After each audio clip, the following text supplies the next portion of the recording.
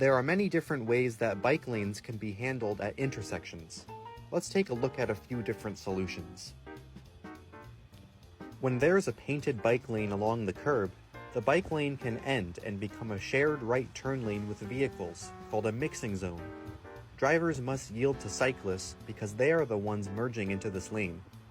At the intersection, cars must turn right, while bikes can proceed straight through or also make a right turn.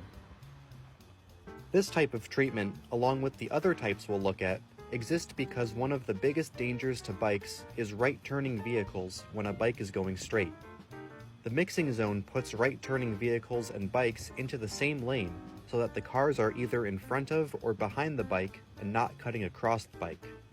However, this is not a great design when trying to accommodate cyclists of all ages and abilities, because someone who may be comfortable using bike lanes is now suddenly thrown into mixed traffic.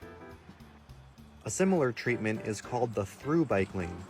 Like the mixing zone, turning drivers must yield and merge into the path of bikes, but everyone still gets their own lane at the intersection. Right-turning vehicles are now to the right of bikes instead of in the same lane, which eliminates the right-hook conflict at the intersection.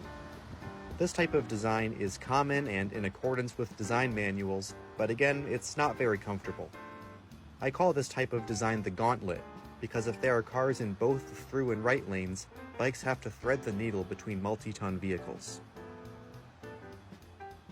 Instead of separating bike and vehicle movements in space, we can separate their movements in time by using traffic signals.